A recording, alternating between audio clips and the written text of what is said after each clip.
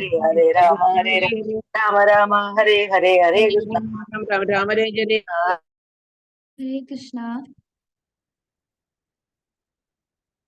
ഹരേ കൃഷ്ണ മാതാജി. ഹരേ കൃഷ്ണ. ഹരേ Krishna. Mataji screen കാണുന്നുണ്ടോ? കാണുന്നുണ്ട് Mataji. Sound clear അല്ലേ മാതാജി?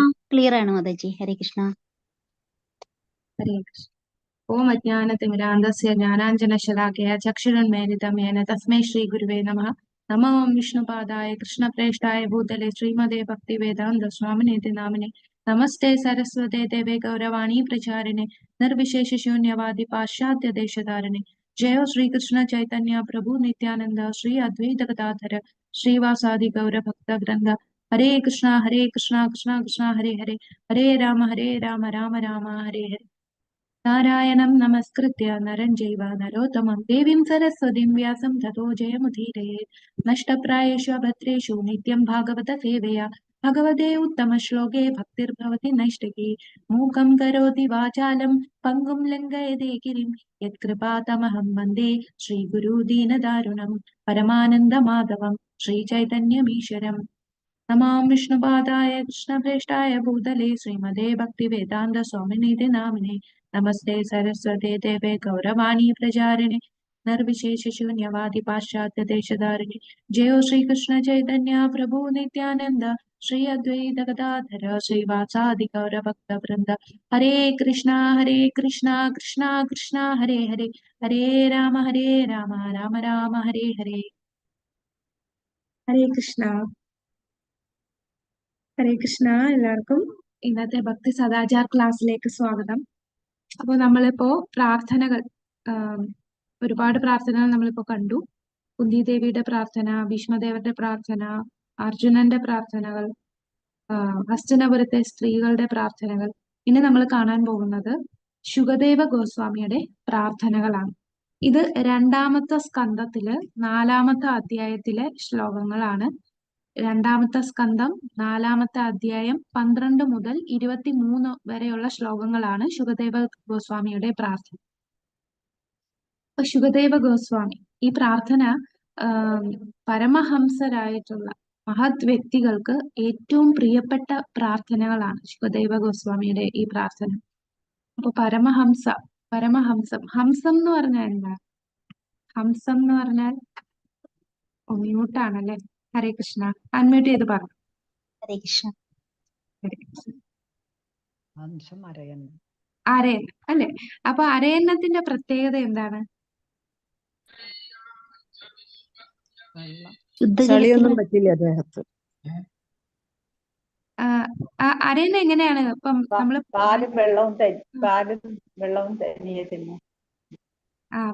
പാലും വെള്ളവും മിക്സ് ചെയ്ത് കൊടുത്താലും പാല് മാത്രം കുടിക്കുള്ളൂ. ശുദ്ധമായത് നോക്കിയെടുക്കാം. ഹരേ കൃഷ്ണ മാതാജി. നല്ലത്. അതെ ശുദ്ധമായിട്ടുള്ളത്. അതാണ് പരമഹംസൻ. അപ്പൊ ഹംസം. അപ്പൊ പരമഹംസൻ എന്ന് പറഞ്ഞാൽ ഈ അരയന്നത്തെ പോലെയാണ്. എന്താണ് പ്രധാനപ്പെട്ടതല്ലാത്തത് എന്ന് തിരിച്ചറിവുള്ളവരാണ്. അപ്പൊ നമ്മളെല്ലാം മായയിൽ ബന്ധിക്കപ്പെട്ടിരിക്കുന്നവരാണ്. നമുക്ക് അത്യാവശ്യമല്ലാത്തത് അത്യാവശ്യമായിട്ട് തോന്നും. എന്നാൽ ഏറ്റവും പ്രധാനപ്പെട്ടത് അതിന്റെ ആവശ്യമില്ല എന്ന് തോന്നും. ഏറ്റവും അത്യാവശ്യം ഒരു മനുഷ്യ ജന്മത്തിന് ഏറ്റവും അത്യാവശ്യം അവൻ ആധ്യാത്മികമായി പുരോഗമിക്കേണ്ടതാണ്.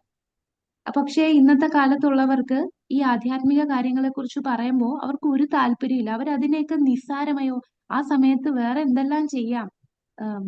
അപ്പൊ എല്ലാരും ഭൗതികതയിൽ ആയിരിക്കും പ്രാധാന്യം കൽപ്പിക്കുന്നത്. ഈ ആധ്യാത്മിക കാര്യങ്ങൾക്ക് അതൊക്കെ പിന്നെ ചെയ്യാന്ന് പറഞ്ഞ് മാറ്റി വെക്കും. അല്ലെങ്കിൽ അതിൽ ഒരു താല്പര്യവും കാണില്ല.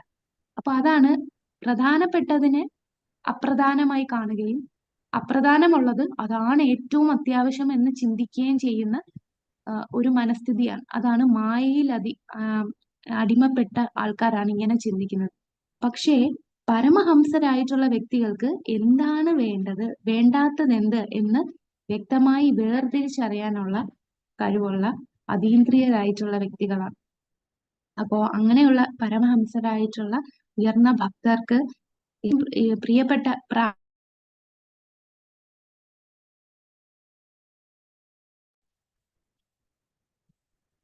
ഹരേ കൃഷ്ണ. മാതാജി കേൾക്കുന്നുണ്ടോ? മാതാജി ഒരു സെക്കൻഡ് വിട്ടുപോയി മാതാജി. സെക്കൻഡ്. Okay okay. കേട്ടു. ഇപ്പൊ ഓക്കെ. കേൾക്കാം. ശരി. ഇപ്പൊ ഓഡിബിൾ ആണ്. ഹരേ കൃഷ്ണ. ഹരേ കൃഷ്ണ. അപ്പോ നമുക്ക് ആരാണ് ശുകദേവ ഗോസ്വാമി? ശുകദേവ ഗോസ്വാമി ആരാണ്? അദ്ദേഹം എന്താണ്? അദ്ദേഹത്തിന്റെ പ്രാധാന്യം എന്താണ്? അൺമ്യൂട്ട് ചെയ്ത് പറഞ്ഞോളൂ. ഹരേ കൃഷ്ണ. ശുകദേവ ഗോസ്വാമി ആർക്ക് എന്താണ് പറഞ്ഞു കൊടുത്തത്? അമ്മയ്ക്കാണ് പറഞ്ഞു കൊടുത്തത്. അമ്മയാണ് ഭാഗവതം ആ ശ്രീമദ് ഭാഗവതം ആർക്കാണ് പറഞ്ഞു കൊടുക്കുന്നത്? പരിശുദ്ധ പരീക്ഷിത് രാജാവ്. മഹാരാജാവ്. ഹരേ കൃഷ്ണ. അപ്പൊ പരിശുദ്ധ രാജാവിന് ശ്രീമദ് ഭാഗവതം പറഞ്ഞു കൊടുത്ത മഹത് വ്യക്തിയാണ് ശുകദേവ ഗോസ്വാമി. അദ്ദേഹത്തിന്റെ ആ ജനനം തന്നെ വളരെ വിചിത്രമാണല്ലേ. വ്യാസദേവന്റെ ഭാര്യയുടെ വയറ്റില് 16 കൊല്ലമാണ് അദ്ദേഹം അമ്മയുടെ ഗർഭപാത്രത്തിൽ കിടന്നത്. എന്താണ് കിടക്കാൻ കാരണം? കാരണം ഞാൻ ഈ അമ്മയുടെ ശരീരത്തിൽ നിന്ന് പുറത്തു വന്ന് ഞാൻ ജനിച്ചു കഴിഞ്ഞാൽ പിന്നീട് മായയിൽ അടിമപ്പെട്ടു പോകും. മായ എന്നെ ബന്ധിക്കും. അതുകൊണ്ട് ഞാൻ വരണില്ല. അങ്ങനെ 16 വർഷം അമ്മ കിടന്ന് കഷ്ടപ്പെടുകയാണ്. അങ്ങനെ ഭഗവാൻ തന്നെ സ്വയം വന്ന് പറഞ്ഞപ്പോഴാണ് ഇദ്ദേഹം ജനിക്കുന്നത്. ജനിച്ചപ്പോഴേ 16 വയസ്സുള്ള അതിസുന്ദരനായിട്ടുള്ള ഒരു വ്യക്തിയായിട്ടാണ് ജനിക്കുന്നത്. നഗ്നനായിട്ട് അവിടുന്ന് ഓടുകയാണ്. അവിടുന്ന് ഇറങ്ങി അങ്ങ് നടക്കുകയാണ്. അപ്പോഴേ ആരെയും ഒന്നും ശ്രദ്ധിക്കാതെ അദ്ദേഹം നടന്നു പോവുകയാണ്. അപ്പോ അങ്ങനെ പോകുന്ന ഈ നമ്മുടെ ശുകദേവ ഗോസ്വാമി അദ്ദേഹത്തിനെ കാണുമ്പോൾ അദ്ദേഹം നടന്നു പോകുമ്പോൾ വഴിയിൽ വെച്ച് ചില സ്ത്രീകൾ എന്താണ് കുളിക്കുന്നുണ്ടായിരുന്നു. അപ്പൊ അദ്ദേഹം ഈ ഒരു ഭൗതിക ലോകത്തെ ഒട്ടും ബന്ധിക്കാതെ, ഈ ലോകത്തെ ഒന്നും ശ്രദ്ധിക്കാതെ, മറ്റുള്ളവരെന്നെ നോക്കുന്നുണ്ടോ ഇതൊന്നും അറിയാതെ അദ്ദേഹം ഇങ്ങനെ നടക്കുകയാണ്. ആരെയും ബോധർ ചെയ്യുന്നില്ല. അദ്ദേഹം ഫുൾ ആത്മീയ ലെവലിലാണ് അദ്ദേഹം നടക്കുന്നത്. അങ്ങനെ പോകുമ്പോ വഴിയിൽ സ്ത്രീകൾ കുളത്തിൽ കുളിച്ചുകൊണ്ടിരിക്കുന്നു. ആ സ്ത്രീകൾ ഇദ്ദേഹത്തെ കണ്ടപ്പോഴും അവർക്കൊന്നും തോന്നിയില്ല. സാധാരണ സ്ത്രീകൾ ഏതെങ്കിലും പുരുഷന്മാര് പോകുമ്പോ എന്താണ് വസ്ത്രം വെച്ച് ശരീരം മറയ്ക്കും. പക്ഷെ ഈ ശുകദേവ ഗോസ്വാമി നടന്നു പോയപ്പോൾ അവരതിനെ ശ്രദ്ധിച്ചതേയില്ല. അവര് കുളിച്ചുകൊണ്ട് ആ വ്യക്തിയെ നോക്കിയിട്ട് ഇത്ര സുന്ദരനായിട്ടുള്ള വ്യക്തിയാണ് ഈ നടന്നു പോകുന്നത് എന്ന് ചിന്തിച്ച് അവര് കുളിച്ചുകൊണ്ടിരിക്കും. പക്ഷെ പുറകിൽ ഒരാള് മോനെ അവിടെ നിൽക്കൂ, പോകല്ലേ മോനെ നിൽക്കൂ എന്നും പറഞ്ഞ് ആരാണ് ഓടിപ്പോകുന്നത്? നമ്മുടെ ശുകദേവ ഗോസ്വാമി. വ്യാസദേവൻ പിതാവ് മകനെ വിളിക്കുകയാണ്, മകനെ പോകരുതേ, അവിടെ നിൽക്കൂ എന്ന് പറഞ്ഞ് വിളിക്കുക. അപ്പൊ എന്നാൽ വ്യാസദേവനെ കണ്ടപ്പോ സ്ത്രീകളെല്ലാം പെട്ടെന്ന് ശരീരം മറച്ചു. അപ്പൊ ഈ ഒരു സംശയം ഇദ്ദേഹം ചോദിക്കുമ്പോ അവര് പറയുന്ന ഒരു ഉത്തരമുണ്ട്. അങ്ങ് ഗൃഹസ്ഥനാണ്, അങ്ങേക്ക് സ്ത്രീയെയും പുരുഷനെയും തിരിച്ചറിയാൻ പറ്റുന്നുണ്ട്. പക്ഷെ ശുകദേവ ഗോസ്വാമി അദ്ദേഹം അതീന്ദ്രിയ ഭാവത്തിൽ പോവുകയാണ്. അത് സ്ത്രീയാണോ പുരുഷനാണോ ഇതൊന്നും ശ്രദ്ധിക്കുന്നില്ല. കൂടാതെ നഗ്നനായിട്ട് നടന്നു പോവുകയാണ്. അപ്പൊ ഈ ഒരു വ്യക്തിത്വത്തെ നടന്നു പോകുന്ന കണ്ടപ്പോ വഴിയിലുള്ള ചിലര് സ്ത്രീകളെല്ലാം എത്ര സുന്ദരനാണ്. കാരണം ഈ ശ്രീമദ് ഭാഗവതത്തിൽ തന്നെ ശുകദേവ ഗോസ്വാമിയുടെ ആകാര ഭംഗിയെ വർണ്ണിക്കുന്നുണ്ട്. കൃഷ്ണന്റെ വർണ്ണത്തിലാണ് അദ്ദേഹം ഇരിക്കുന്നത്. അങ്ങനെ ഓരോ അവയവങ്ങളും കണ്ണും മൂക്കും എല്ലാം എത്ര ഉയർന്ന നാസവും അദ്ദേഹത്തിന്റെ ചുണ്ട് എങ്ങനെയാണ് ഇരിഞ്ഞ മാർഗവും അത്ര സുന്ദരമായിട്ടുള്ള ഒരു വ്യക്തിത്വമാണ് ശുകദേവ ഗോസ്വാമി. പക്ഷെ ചില ആൾക്കാര് കൊച്ചു കുട്ടികളൊക്കെ കണ്ട് അതിശയിക്കും, ഇതാരാണ് ഇങ്ങനെ പോകുന്നത്? അവരിങ്ങനെ അതിശയിച്ച് പുറകെ പോകുന്നുണ്ട്. പിന്നെ ചില മൃഗങ്ങൾ, നായ്ക്കളൊക്കെ കുരയ്ക്കുന്നുണ്ടായിരുന്നു. കാരണം ഈ നായ്ക്കൾ ഇങ്ങനെ കണ്ടിട്ടില്ല. അപ്പൊ ഇതെന്താണ് ഈ പോകുന്നതെന്ന് കണ്ട നായ്ക്കൾ പുറകിൽ പോയി കുരയ്ക്കുന്നുണ്ടായിരുന്നു. അപ്പൊ അങ്ങനെയാണ് നമ്മുടെ ശുകദേവ ഗോസ്വാമി കാട്ടിലോട്ട് ഇങ്ങനെ അലഞ്ഞു തിരിഞ്ഞ് നടക്കുകയാണ്. അപ്പോ ഒരു ഒരു സദസ്സിനെ കാണും. അപ്പൊ ഇതിനു മുമ്പ് ഇദ്ദേഹം അമ്മയുടെ ഗർഭത്തിൽ നിന്ന് ജനിച്ചതിന് ശേഷം ഇദ്ദേഹത്തിന് ഒരു ബ്രഹ്മവാദിയായിരുന്നു. അതായത് ഭഗവാന് രൂപമുണ്ട് എന്ന് അദ്ദേഹത്തിന് അറിയില്ലായിരുന്നു. അപ്പൊ ബ്രഹ്മവാദിയായിട്ടുള്ള വ്യക്തിയായിരുന്നു. അപ്പൊ ശ്രീമദ് ഭാഗവതം വ്യാസദേവൻ മകന് പറഞ്ഞു കൊടുക്കാനായിട്ട് ഇദ്ദേഹം തന്റെ 2 ശിഷ്യന്മാരെ വിടും. എന്നിട്ട് ഭഗവാന്റെ രൂപത്തെ വർണ്ണിക്കാനും ഭഗവാന്റെ കാരുണ്യത്തെ വർണ്ണിക്കാനും 2 ശ്ലോകങ്ങൾ പറയും. ആ ശ്ലോകം കേട്ടിട്ടാണ് ശുകദേവ ഗോസ്വാമി തിരിച്ചു വന്ന് അച്ഛന്റെ അടുത്ത് നിന്ന് ഭാഗവതം പഠിക്കുന്നത്. അങ്ങനെ ഭക്തനായി മാറി. ആ ശുകദേവ ഗോസ്വാമിയാണ് പിന്നീട് ഈ ഒരു സദസ്സിനെ കണ്ടിട്ട് അവിടെ ചെന്ന് അവിടെയുള്ള ആൾക്കാരെ കണ്ടപ്പോൾ ഈ സദസ്സ് എനിക്ക് പറ്റി, എന്നെ കേൾക്കുന്നത്, അവരിൽ നിന്ന് എനിക്ക് കുറെ കാര്യങ്ങൾ കേൾക്കാനും പറ്റുന്ന, അതായത് നമ്മളിപ്പം നമ്മൾ എവിടെയെങ്കിലും പോകുമ്പോൾ നമ്മളുടെ റേഞ്ചിലുള്ള ആൾക്കാരുമായിട്ട് സംസാരിക്കാനായിരിക്കും നമുക്ക് താല്പര്യം, അല്ലേ? അപ്പൊ നമ്മളുടെ സംസാരം ഇഷ്ടപ്പെടാത്ത, ഇപ്പം പ്രത്യേകിച്ച് നമ്മൾ ഭക്തന്മാർക്ക് ഭക്തിയെ കുറിച്ച് കൂടുതൽ സംസാരിക്കാനാണ് വളരെ താല്പര്യം. ഇത് കേൾക്കാൻ താല്പര്യമില്ലാത്ത ആൾക്കാരുടെ കൂടെ നിൽക്കാനേ നമുക്ക് തോന്നില്ല. അതേപോലെയാണ് ശുകദേവ ഗോസ്വാമി അവിടെ എത്തിയപ്പോ ഈ ഒരു ആ സദസ്സിൽ ആരൊക്കെയുണ്ട്? നമ്മുടെ പരിശുദ്ധ രാജാവും മറ്റനേകം മഹർഷിമാരും, വ്യാസദേവനുണ്ട്, നാരദമുനിയുണ്ട്, പരാശരമുനിയുണ്ട്, പിന്നെ ഉയർന്ന പല സന്യാസി വര്യന്മാര് അവിടെ ഇരിക്കുകയാണ്, മുനിമാര്, മഹർഷിമാരൊക്കെ ഇരിക്കുകയാണ്. അപ്പൊ ആ ഒരു സദസ്സിൽ അദ്ദേഹം താല്പര്യത്തോടെ ചെല്ലുന്നു. ഇദ്ദേഹത്തെ കണ്ട ഉടനെ പരിശുദ്ധ മഹാരാജാവ് എന്താണ്, അപ്പോഴേ നമസ്കരിച്ച് അദ്ദേഹത്തിന് ഉയർന്ന ഒരു പീഠം കൊടുത്ത് അവിടെ ഇരുത്തുകയാണ്. അപ്പൊ ഇദ്ദേഹത്തെ കണ്ട ഉടനെ ആരൊക്കെ നമസ്കരിക്കും? നാരദനും വ്യാസദേവനും ഒഴിച്ച് ആ സദസ്സിലുള്ള എല്ലാരും ഇദ്ദേഹത്തെ കണ്ട് നമസ്കരിക്കും. 16 വയസ്സേ ഉള്ളൂ. 16 വയസ്സുള്ള ഒരു കുട്ടിയെ, സാധാരണ നമ്മളിപ്പോ ഒരു 16 വയസ്സുള്ള കുട്ടി എന്ന് പറയുമ്പോൾ യൂണിഫോം ഒക്കെ ഇട്ട് സ്കൂളിൽ പഠിക്കുന്ന ഒരു കുട്ടി, ആ കുട്ടിയെ കാണുമ്പോൾ നമ്മൾ അങ്ങനെ വലിയ ശ്രദ്ധ കൊടുക്കില്ല. പക്ഷെ ഇവിടെ ശുകദേവ ഗോസ്വാമി 16 വയസ്സേ ഉള്ളെങ്കിലും അദ്ദേഹത്തിന്റെ ആ ഉയർന്ന സ്ഥാനം അത് മനസ്സിലാക്കി നാരദ മഹർഷിയും വ്യാസദേവൻ പിതാവാണ്, നാരദ മഹർഷി വ്യാസദേവന്റെ ഗുരുവാണ്, അവരൊഴിച്ചു ബാക്കി എല്ലാവരും നമസ്കരിക്കുകയാണ്.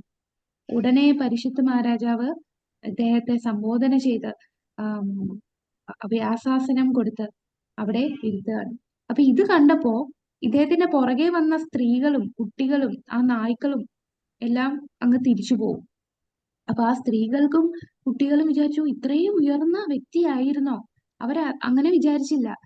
ഇത്രയും സദസ്സിലുള്ള ആൾക്കാരെല്ലാം പ്രണമിക്കുന്ന അത്ര വലിയ മനുഷ്യനായിരുന്നല്ലോ എന്ന് മനസ്സിലാക്കി അവരവിടെ നിന്ന് തിരിച്ചു പോവുകയാണ്.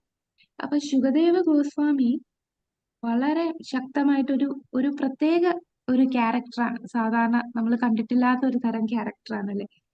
അദ്ദേഹത്തിന്റെ ഭക്തി, അതാണ് അദ്ദേഹത്തിനെ ഏറ്റവും ഉയരത്തിൽ നിർത്തുന്നത്. എല്ലാരും ശുഖമുഖാത് അമൃത ദ്രവ സംയുതം, ശുഖമുഖത്തിൽ നിന്നും വരുന്ന ആ അമൃതം കേൾക്കാനായിട്ട് എല്ലാരും കാത്തിരിക്കുകയാണ്. എന്താണ് നമ്മളെ ശ്രീമദ് ഭാഗവതത്തിലെ ശ്ലോകമുണ്ട്, പിബത ഭാഗവതേ രസമാലയം മുഹുരഹു രസികാഭുവി ഭാവുക. അപ്പൊ അതിലുള്ള ആ ഭക്തിയുടെ രസം കേൾക്കാനായിട്ട് സദസ്സിൽ എല്ലാരും ഇരിക്കുകയാണ്. അപ്പൊ ഈ സദസ്സിലിരിക്കുന്ന വ്യക്തികളൊക്കെ എന്തിനാണ് അവിടെ ഇരിക്കുന്നത്? അവർ ചുമ്മാതെ അവിടെ ഒരു അസംബിൾ ചെയ്തതാണോ? അതിന് പിന്നിലുള്ള കഥ എന്താണ്? പരിശുദ്ധ രാജാവൊക്കെ എന്തിനാണ് അവിടെ ഇരിക്കുന്നത്? ബാക്കിയുള്ള 7 ദിവസം കൊണ്ട് അതെ. അപ്പൊ പരിശുദ്ധ രാജാവ്, നമുക്കറിയാം ആ കാര്യം, അതും കൂടെ നമുക്ക് പറഞ്ഞിട്ട് ശ്ലോകത്തിലേക്ക് കടക്കാം. അപ്പൊ പരിശുദ്ധ രാജാവ് ഒരു ദിവസം കാട്ടില് വേട്ടയാടി വന്നപ്പോൾ അദ്ദേഹത്തിന് വളരെ ദാഹം തോന്നിയപ്പോൾ അവിടെയുള്ള ഒരു മഹർഷി, ഏത് മഹർഷിയാണ്? ശമിക ഋഷി അവിടെ ധ്യാനത്തിൽ ഇരിക്കുന്നുണ്ട്. അപ്പൊ അദ്ദേഹത്തിനെ കണ്ട് എനിക്ക് കുറച്ച് വെള്ളം വേണമെന്ന് ചോദിക്കും. അപ്പൊ ശമിക ഋഷി അത്രയും ധ്യാനത്തിലായതുകൊണ്ട് ഇദ്ദേഹം വന്നതൊന്നും അറിഞ്ഞില്ല, ഇദ്ദേഹം ചോദിച്ചതൊന്നും അദ്ദേഹം കേട്ടില്ല. അപ്പൊ ഇദ്ദേഹത്തിന് ദേഷ്യം വന്നു. പരിശുദ്ധ രാജാവിന് ദേഷ്യം വന്നിട്ട് ഒരു ചത്ത പാമ്പിനെ എടുത്ത് ഇദ്ദേഹത്തിന്റെ തോളിലിടുക. അപ്പൊ ഇത് ചെയ്തതിന് ശേഷം ഇദ്ദേഹത്തിന് തന്നെ തോന്നി, ഞാൻ ചെയ്തത് ശരിയായില്ലല്ലോ, ഞാൻ എന്ത് തെറ്റാണ് ചെയ്തത് എന്ന് ചിന്തിച്ച് ഇദ്ദേഹം തിരിച്ചു പോവാണ്. ഇതേ സമയത്ത് ശമിക ഋഷിയുടെ മകനായിട്ടുള്ള ശൃംഗി അറിയുന്നു തന്റെ പിതാവിന്റെ ദേഹത്ത് ഈ എന്താണ് രാജാവ്, ആ സമയത്ത് ഈ ലോകം മൊത്തവും ഭരിച്ചിരുന്ന രാജാവായിരുന്നു പരിശുദ്ധ മഹാരാജാവ്. അപ്പൊ രാജാവ് എന്ന് പറഞ്ഞാൽ ഉയർന്ന സ്ഥാനമാണ്, ഭഗവാന്റെ പ്രതിനിധിയായിട്ടാണ് രാജാവിനെ കാണേണ്ടത്.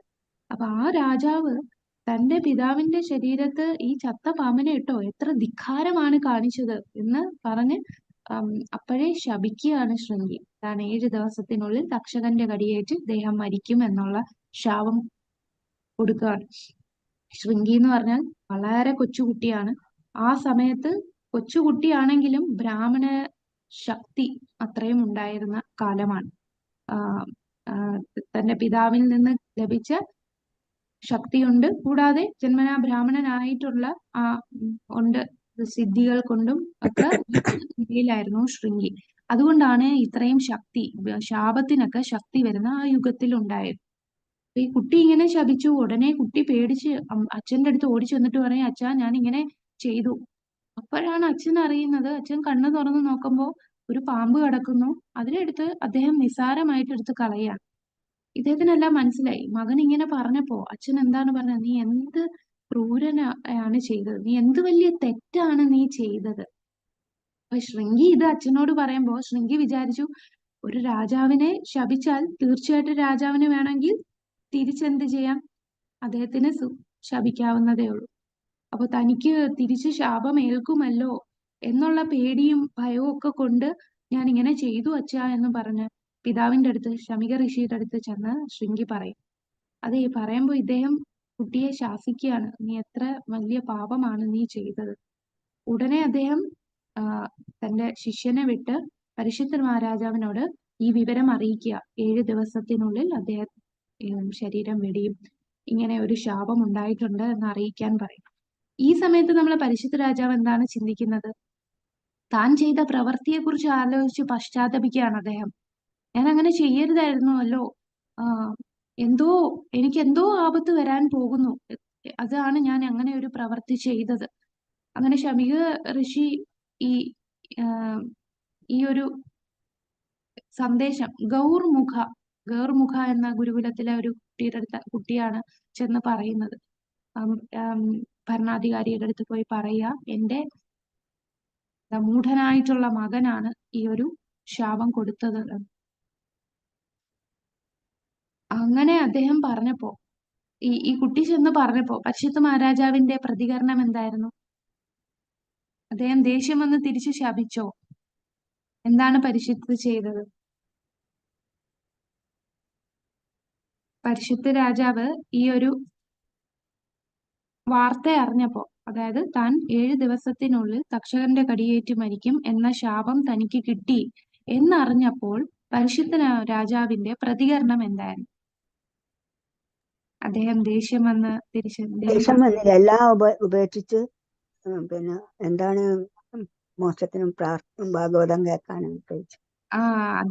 അദ്ദേഹത്തിന് വേണമെങ്കിൽ തിരിച്ച് പറയായിരുന്നു, ഞാനൊരു രാജാവാണ്, ഞാൻ വന്ന് കുറച്ച് വെള്ളം ചോദിച്ചാൽ അത് തരാനുള്ള മര്യാദ ഇദ്ദേഹത്തിന് കാണിച്ചുകൂടെ എന്നൊക്കെ ചിന്തിക്കാം. അദ്ദേഹത്തിന് ഈ ഒരു കൊച്ചുകുട്ടിയെ എന്നെ ശപിക്കാറായോ ഈ ചെറിയൊരു കുട്ടി എന്ന് പറഞ്ഞ് അദ്ദേഹത്തിന് തിരിച്ച് ശപിക്കാം. ഇതൊന്നും ചെയ്തില്ല.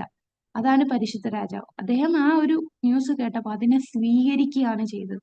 അദ്ദേഹം അതിനെ ശരിയായിട്ടുള്ള രീതിയിൽ അതിനെ സ്വീകരിച്ചു. ഒരു ദേഷ്യവും തോന്നിയില്ല. അദ്ദേഹം ഇതെല്ലാം ഭഗവാന്റെ ഒരു നിമിത്തമായിട്ടാണ് അദ്ദേഹം കണ്ടത്. ഈ ഓരോ സംഭവങ്ങളും, എനിക്കപ്പോ ദാഹം വന്നതും എനിക്ക് അങ്ങനെ ഇടാൻ തോന്നിയതും ഈ കുട്ടിയുടെ ശാപവും ഇദ്ദേഹം ഇത് പറഞ്ഞതും എല്ലാം കൂടാതെ ഇദ്ദേഹത്തിന് ഭയങ്കര കുറ്റബോധമായിരുന്നു. താൻ എന്തിനാണ് ആ ഒരു പാമ്പിനെ എടുത്ത് അങ്ങനെ ഇട്ടത്, താൻ ചെയ്യരുതായിരുന്നു എന്നുള്ള ചിന്ത പരിശുദ്ധ രാജാവിനുണ്ടായിരുന്നു. അദ്ദേഹം ഇതെല്ലാം പൂർണ്ണമായി സ്വീകരിച്ച് ഇനി എനിക്ക് ഈ രാജ്യം വിടാനുള്ള സമയമായി എന്ന് മനസ്സിലാക്കി അദ്ദേഹം തന്റെ രാജ്യമെല്ലാം മക്കളെ ഏൽപ്പിച്ച് എല്ലാം ഉപേക്ഷിച്ച് പോവുകയാണ്.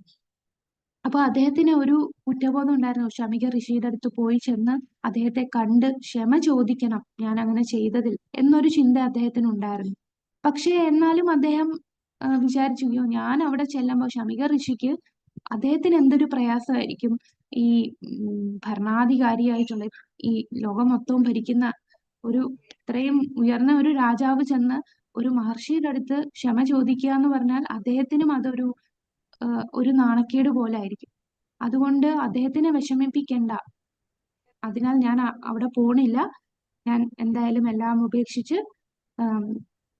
ഇവിടെ ഈ രാജ്യം വിട്ടു പോവുകയാണ് എന്നുള്ള അദ്ദേഹം തീരുമാനിക്കും. ഇതെല്ലാം നമ്മുടെ ശ്രീമദ് ഭാഗവതത്തില് വ്യക്തമായിട്ട് പറയുന്നുണ്ട്. അദ്ദേഹത്തിന് എന്താണ് ചിന്തകൾ, എന്താണ് ശമിക ഋഷിയുടെ അടുത്ത് പോകണമെന്ന് തോന്നി, എന്നിട്ടും അദ്ദേഹം ശമിക ഋഷിക്ക് അത് അക്സെപ്റ്റ് ചെയ്യാൻ പറ്റില്ല, അദ്ദേഹത്തിന് അത് വിഷമമാകും എന്ന് തോന്നിയത് കൊണ്ട് ഇദ്ദേഹം പോവില്ല.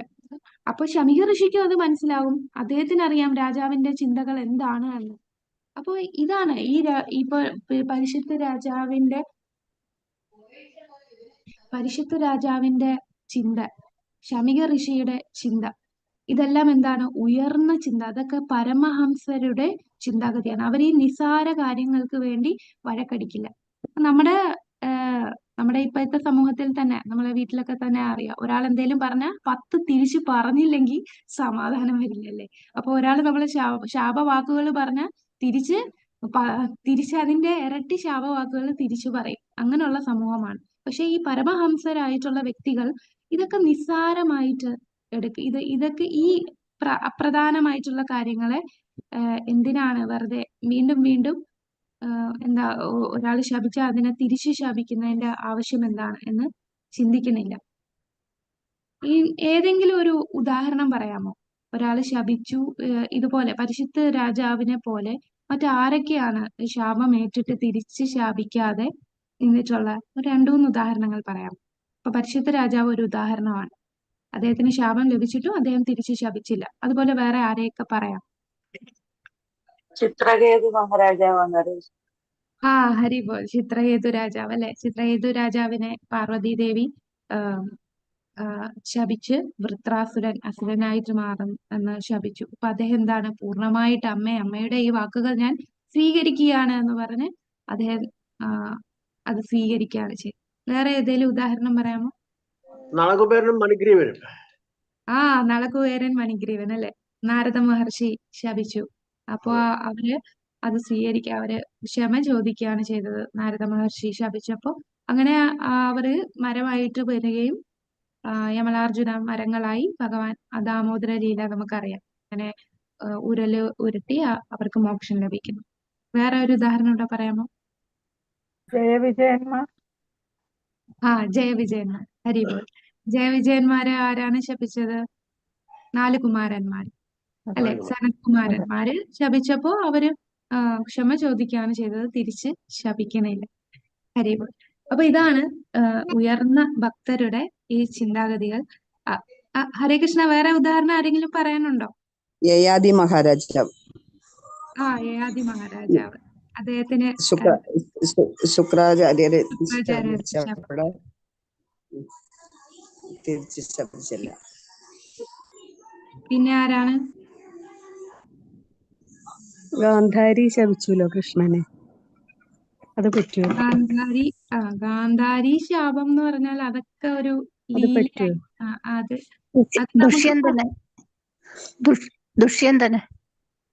ദുഷ്യന്തനെ ശപിക്കുന്നുണ്ടല്ലേ. ദുർവാസാവ് ശപിക്കുന്നു. ഓക്കെ, ഹരേ കൃഷ്ണ. ഓക്കെ, പിന്നെ വേറെ ഏതെങ്കിലും? പിന്നെ ഏകാദശി പാരണം വിട്ടാൻ നിൽക്കുന്ന അംബരീഷ മഹാരാജാവിനെ. അതെ, അംബരീഷ മഹാരാജാവിനെ ശപിക്കുന്നു. ദുർവാസ മുനി ശപിക്കുമ്പോഴും അംബരീഷ മഹാരാജാവ് അത് തിരിച്ചൊന്നും പറയാതെ അദ്ദേഹം ഭഗവാനെ തന്നെ ഭജിച്ചുകൊണ്ടിരിക്കുകയാണ്. അദ്ദേഹത്തിന് വേണമെങ്കിൽ അവിടെ സുദർശനമുണ്ട്, സുദർശനോട് പറഞ്ഞ് ഇദ്ദേഹത്തെ കൊല്ലാം, അദ്ദേഹത്തിന് പറയാം. പക്ഷെ അദ്ദേഹം അതുപോലും പറഞ്ഞിട്ടില്ല അല്ലെ.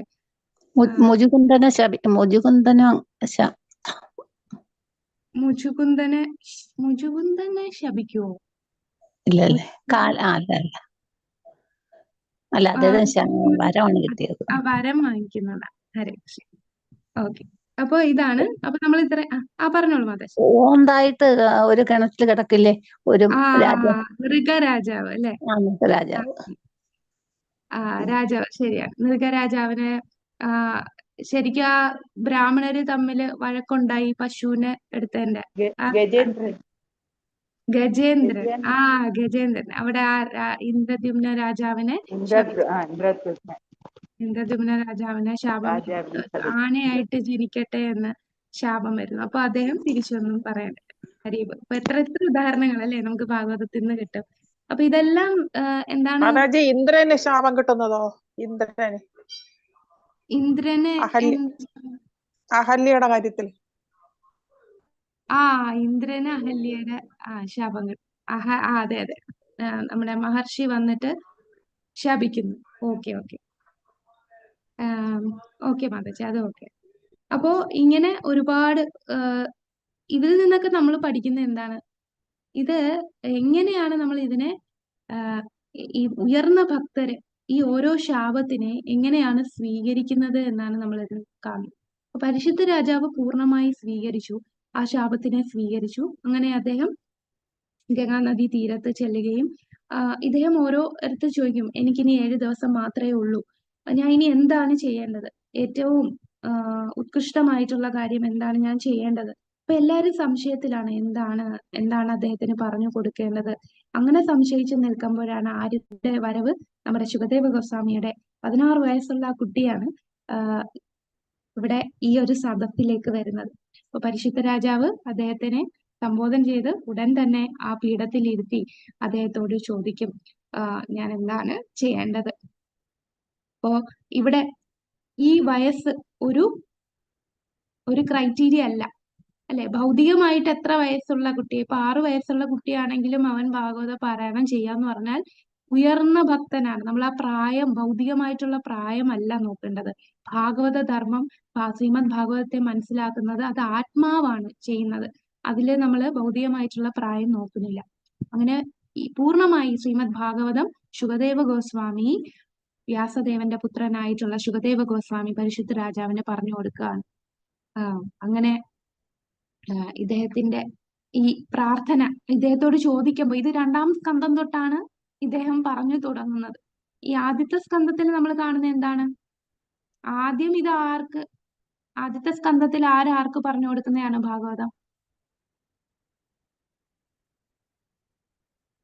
നമ്മളെ ഭാഗവതം തുടങ്ങുമ്പോ സൂതഗോസ്വാമി ശൗനകാദി മഹർഷികൾക്ക് സൂതഗോസ്വാമി ശൗനകാദി മഹർഷികൾക്ക് ഭാഗവതം പറഞ്ഞു കൊടുക്കുകയാണ്. അപ്പൊ അവിടെ ഈ സദസ്സില് നമ്മുടെ ശുകദേവ ഗോസ്വാമിയുടെ മുമ്പില് കുറെ സദസ്യരുണ്ടായിരുന്നെന്ന് പറഞ്ഞല്ലോ. ആ സദസ്സിലുണ്ടായിരുന്ന ഒരു വ്യക്തിയാണ് സൂത ഗോസ്വാമി. അദ്ദേഹം അതിനുശേഷം, ഈ സംഭവങ്ങൾക്കൊക്കെ ശേഷം നൈമിഷാരണ്യത്തില് ഈ മഹർഷിമാർക്ക് ശ്രീമദ് ഭാഗവതം പറഞ്ഞു കൊടുക്കുകയാണ്. അപ്പൊ അവിടെ പറയുന്ന കഥകൾ, കുറെ കാര്യങ്ങളൊക്കെ പറയും. അതിനുശേഷം നമ്മുടെ പരിശുദ്ധ രാജാവ് ശുകദേവ ഗോസ്വാമിയോട് ചോദിക്കുമ്പോൾ ഇദ്ദേഹം പറഞ്ഞു തുടങ്ങുന്നത് ഈ പ്രാർത്ഥനയിൽ നിന്നാണ്. അപ്പൊ ശുകദേവ ഗോസ്വാമിയുടെ പ്രാർത്ഥനയിൽ കൂടിയാണ് ഇദ്ദേഹം ശ്രീമദ് ഭാഗവതം പറഞ്ഞു തുടങ്ങുന്നത്. അത് 2-ാമത്തെ സ്കന്ധത്തിലാണ്. 2-ാമത്തെ സ്കന്ധം 4-ാമത്തെ അധ്യായം 12 മുതൽ 23 വരെയുള്ള ശ്ലോകങ്ങൾ. അപ്പൊ നമുക്ക് ആദ്യത്തെ പ്രാർത്ഥന നോക്കാം. ഓം നമോ ഭഗവതേ വാസുദേവായ. ശ്രീശുക ഉവാച. നമഃ പരസ്മൈ പുരുഷായ ഭൂയസേ സദുൽഭവസ്ഥാനനിരോധലീലയാ ഗൃഹീതശക്തി ത്രിതയായ ദേഹിനാ മന്ദർഭവായാനുപലക്ഷ്യ വർത്മനെ. നമഃ പരസ്മൈ പുരുഷായ ഭൂയസേ സദുൽഭവസ്ഥാനനിരോധലീലയാ ഗൃഹീതശക്തി ത്രിതയായ ദേഹിനാ മന്ദർഭവായാനുപലക്ഷ്യ വർത്മനെ. വിവർത്തനം. ശ്രീല പ്രഭുപാദ് കി ജയ്.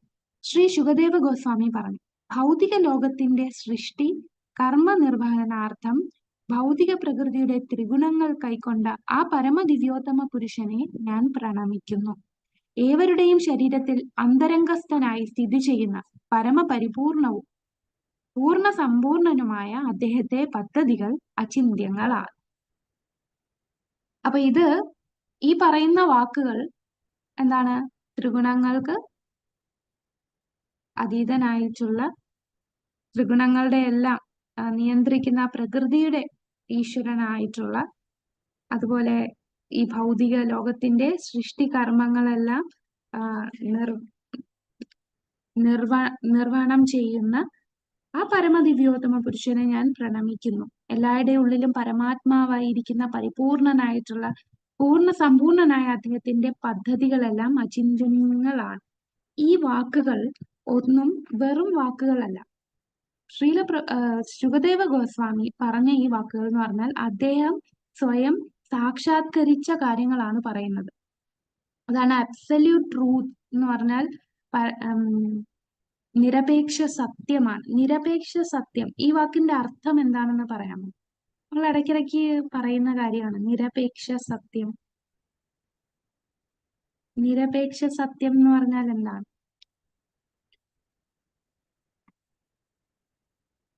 ഹരേ കൃഷ്ണ. എന്താണ് മനസ്സിലാക്കിയെന്ന് പറഞ്ഞോളൂ. Okay okay. നിരപേക്ഷ സത്യം എന്ന് പറഞ്ഞാൽ ഒരു മാറ്റവും ഇല്ലാത്ത. പറഞ്ഞോളൂ ശാരദാ മാതാജി, ഭാരതി മാത. ഭഗവാനല്ലേ മാതാജി? അത് തന്നെ. ഭഗവാനെ എന്തുകൊണ്ടാണ് നിരപേക്ഷ സത്യം എന്ന് പറയുന്നത്? പരംബ്രഹ്മ പുരുഷോത്തമനാണ്. എസ്റ്റിമേറ്റ് ഉണ്ട്. ഓക്കെ. ഇപ്പൊ അതായത് അബ്സല്യൂട്ട് ട്രൂത്ത് എന്ന് പറഞ്ഞാൽ ആ സത്യത്തിന് ഒരു മാറ്റമില്ല. ഒരു ഉദാഹരണം പറയുകയാണെങ്കിൽ, ഇപ്പോ നമ്മുടെ പേര്, ഇപ്പൊ നമ്മളെ ഒരു പേര്, അല്ലെങ്കിൽ നമ്മൾ ഇതെന്റെ പിതാവാണ്, പിതാവിന്റെ പേരെന്താന്ന് ചോദിക്കുമ്പോൾ നമ്മൾ ആ പിതാവിന്റെ പേര് പറയും. അത് സത്യമാണോ? അത് പക്ഷെ പരമസത്യമാണ്. സത്യമാണോ എന്ന് ചോദിച്ചാൽ ഇതാണ് എന്റെ പിതാവിന്റെ പേര് എന്ന് പറയും. പക്ഷേ പരമസത്യം എന്ന് പറഞ്ഞാൽ ഒരിക്കലും മാറ്റമില്ലാത്ത, എന്റെ പിതാവ് എന്നും ആ വ്യക്തി തന്നെ ആയിരിക്കുമോ? ഈ ശരീരം വിട്ട് അടുത്ത ശരീരം വരുമ്പോൾ എനിക്ക് വേറെ മാതാപിതാക്കളായിരിക്കും. അപ്പൊ അത് പരമസത്യമല്ല, നിരപേക്ഷ സത്യമല്ല. നിരപേക്ഷ സത്യം എന്ന് പറഞ്ഞാൽ കാലം എത്ര പോയാലും എന്തൊക്കെ സംഭവിച്ചാലും ആ സത്യത്തിന് ഒരു മാറ്റവും ഇല്ല. അതാണ് അബ്സല്യൂട്ട് ട്രൂത്ത്, നിരപേക്ഷ സത്യം. അപ്പോ ഭഗവാനെ കുറിച്ച് ശുകദേവ ഗോസ്വാമി പറഞ്ഞ ഈ വാക്കുകൾ, ഇതെല്ലാം അദ്ദേഹം സാക്ഷാത്കരിച്ച കാര്യങ്ങളാണ്. ഭഗവാൻ തന്നെ ശുകദേവ ഗോസ്വാമിയിൽ കൂടി നമുക്ക് മനസ്സിലാക്കി തരികയാണ്. അദ്ദേഹത്തിന്റെ ഹൃദയത്തിൽ നിന്നാണ് ഈ വാക്കുകൾ വരുന്നത്. ശുകദേവ ഗോസ്വാമി പറയുന്ന ഈ കാര്യങ്ങളെല്ലാം അദ്ദേഹത്തിന്റെ ഹൃദയത്തിൽ നിന്ന് പറയുന്നതാണ്. 7 ദിവസം തുടർച്ചയായിട്ട് അദ്ദേഹം പരിശുദ്ധ രാജാവിന് ശ്രീമദ് ഭാഗവതം പറഞ്ഞു കൊടുക്കുന്നുണ്ട്. ഒരു ആഹാരവും കഴിക്കുന്നില്ല, വെള്ളം കുടിക്കുന്നില്ല, രാവും പകലും തുടർച്ചയായിട്ടാണ് ശ്രീമദ് ഭാഗവതം ശുകദേവ ഗോസ്വാമി പറയുകയും കൂടാതെ പരിശുദ്ധ രാജാവ് കേൾക്കുകയും ചെയ്യുന്നു. പരിശുദ്ധ രാജാവ് ഇടയ്ക്ക് ഓരോ ചോദ്യങ്ങൾ അത്രയും ഉത്സാഹത്തോടു കൂടിയാണ് അദ്ദേഹം കേൾക്കുന്നത്. ഈ 7 ദിവസം വെള്ളം പോലും കുടിക്കാതിരുന്ന വ്യക്തിയാണ് കുറച്ചു നേരം എനിക്ക് ദാഹം തോന്നി എന്ന് പറഞ്ഞ് ആ ഒരു ചത്ത പാമ്പിനെ എടുത്ത് ശമിക ഋഷിയുടെ തോളിലിട്ടത് അല്ലെ. അപ്പൊ ഇതിൽ നിന്ന് നമുക്ക് മനസ്സിലാക്കാം അത് ഭഗവാന്റെ ഒരു ലീലയാണ്. ഭഗവാൻ അങ്ങനെ തോന്നിപ്പിച്ചതാണ് പരിശുദ്ധ രാജാവിന്. പരിശുദ്ധ രാജാവിന് അങ്ങനെ ഒരു തോന്നലില്ല, ഈ ശാപം കിട്ടിയില്ല എന്നുണ്ടെങ്കിൽ നമുക്ക് ഈ ശ്രീമദ് ഭാഗവതം നമുക്ക് കിട്ടുകയില്ല. അപ്പം ഭഗവാൻ എല്ലാം ഒരു ട്വിസ്റ്റോട് കൂടിയാണ് എല്ലാ കാര്യങ്ങളും പ്ലാൻ ചെയ്യുന്നത്. ഇങ്ങനൊരു ശാപം കിട്ടുന്നു, ഇവിടെ വരുന്നു, അപ്പോഴാണ് ശുകദേവൻ അവിടേക്ക് വരുന്നത്. അങ്ങനെ അദ്ദേഹത്തിന്റെ മുഖത്ത് നിന്ന് ശുഖമുഖ അമൃത ദ്രവ സംയുതം. അപ്പോ ആ ശുഖമുഖത്ത് നിന്ന് വരുന്ന അമൃതാണ് ശ്രീമദ് ഭാഗവതം. ഈ ശുകദേവ ഗോസ്വാമി ശരിക്കും ആരാണ്? ഗോലോകത്തുള്ള ആരാണ്? ശുഗതത്തയാണല്ലേ. രാധാറാണിയുടെ തത്തയാണ്, ശുഗതത്തയാണ്. തത്തയാണ് ഇവിടെ ശുകദേവ ഗോസ്വാമിയായിട്ട് വരുന്നത്.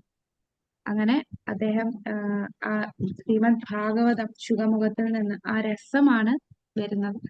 ഇതിന്റെ ഭാവാർത്ഥം ഒന്ന് വായിക്കാമോ ഈ ശ്ലോകത്തിന്റെ?